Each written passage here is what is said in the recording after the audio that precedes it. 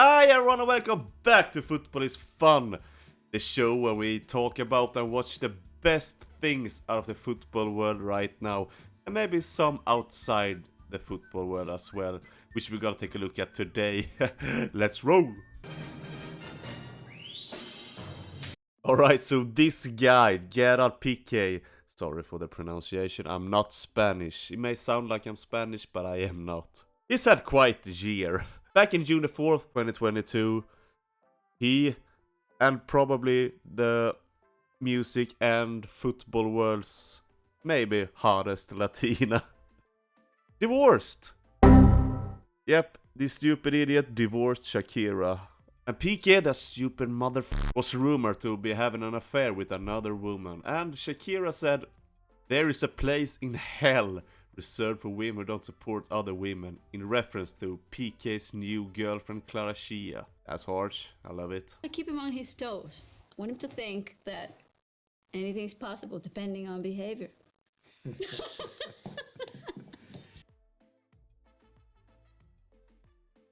Shakira also claimed in one of the songs that she is too good for him, and he traded a Ferrari for a Twingo. Ooh, shots fired.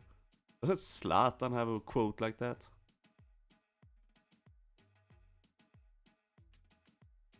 And not long after that, in the autumn of 2022, Pique announced he was retiring from football after some horrendous performances.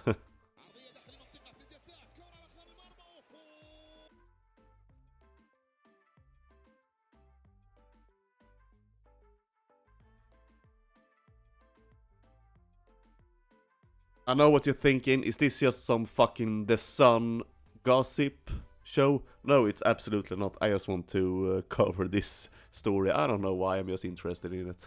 I usually talk more about the football and the funny things, but I wanted to cover this. And not long after the divorce and the retirement, the rumors started spinning that Pique actually had an affair with Gavi's mother. Rumors that were shut down, but I'm gonna consider those rumors canon just for the sake of this video. But here is the fireworks. Pique's new girlfriend, Clara Chia, is now rumored to be having an affair with none other than Pep Guardiola. The year Pique is having is, damn, I love it. Right, it says right here, Pique girlfriend reportedly cheated on him with Guardiola. Chia allegedly cheated on Pique with Pep. Out of all people to cheat with, fucking Pep. To get back on him for going behind her back with a young lawyer. Oh, I did not know that. Alright. Some revenge fuck. And now, the latest news is that Pique's dad apparently kicked Shakira out of their house. Juan Pique, Pique's father, sent Shakira a letter detailing that Shakira must be out of the mansion by the end of April or face a hefty fine. That's right, Shakira is being turfed out of her home in Barcelona, the house that she and Gerard used to live in together. I mean, this is wild. Imagine being this famous that everyone knows every single little detail about your life. That's all I wanted to cover of this story. I don't want to cover any more of it. I don't want this to turn into some fucking gossip shit. But my favorite Barcelona story is a couple of years ago, I think it was back in 2019, is when the club of Barcelona decided to rejuvenize their entire squad and the staff and everything. They thought they were getting too old and started to, get too old. That's the summer when they bought Arthur Melo, Malcolm, Frankie de Jong, Ansu Fati was going through the rankings to the first team, Pedri, Udibo, Moriba, so on. And of course, our own headliner for today, Pique, didn't want to be any worse. He wanted to rejuvenize himself as well. And how did he respond? That's right, he shaved his face. This is easily my favorite Pique story. He seems like such a goofy character. I love Pique and hate him at the same time. What a man. The entire Barcelona club was rejuvenizing, and Pique was like, fuck, maybe I'm getting irrelevant. I need to shave my face and put it on Instagram. That's what the kids do today. Alright, that's enough of Pique for today. Let's go with another story.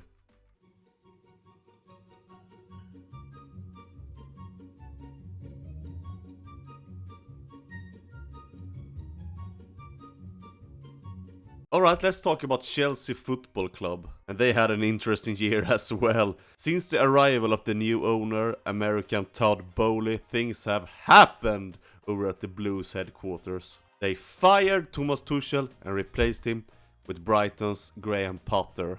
And the cost of sacking Tuchel is reported to be around £13 million. And then, to buy out Graham Potter from his job over at Brighton, they have to pay Brighton £21 million. That's £34 million just right there. And as all of you probably know, and Graham Potter wasn't the only thing that was new that summer. They also bought, in the summer of 2022, they also bought Raheem Sterling from Manchester City for £50 million. They bought Koulibaly from Napoli for £35 million. They bought Gabriel Slolina for £8 million. They bought I can't pronounce this. Chukwuemeka for £20 million. They bought Marc Cucurella from Brighton for £60 million. They bought Cesare Sasadei for £15 million. They bought Wesley Fofana for £70 million. They bought Aubameyang for £10 million. They bought Dennis Zakaria for £30 million. And they bought David Fofana for £10 million. So, just in the summer of 2022, Chelsea Football Club spent around £350 million on players and coaching staff. Jesus Christ. But that's not it. That's not it. Here comes January. So, Chelsea's January signings. Barashile from Monaco, 40 million. Andre Santos, 12 million. Joao Felix, 10 million loan fee. And Mikhailo Mudryk from Shakhtar, 100 million pounds. But we're not done yet. We're not done yet. Because Todd Bowley was not happy with the performances from the Chelsea team under Graham Potter. So they sacked Potter as well. And once again, Frank Lampard is back in Chelsea colors. He's back.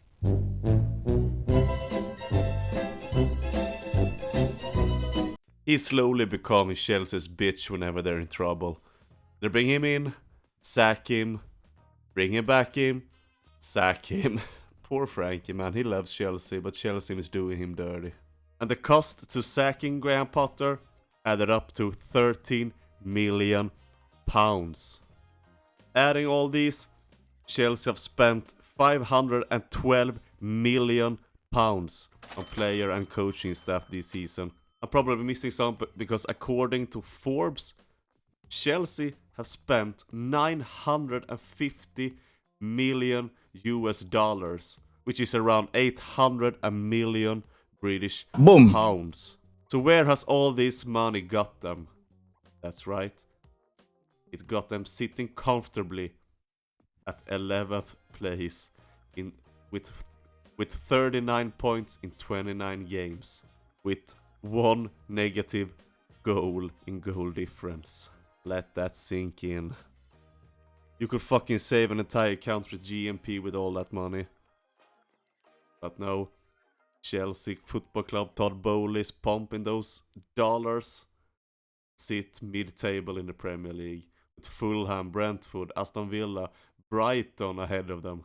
That's gonna be all for Football is Fun for today. I'm gonna be doing more of this series, if you want it of course.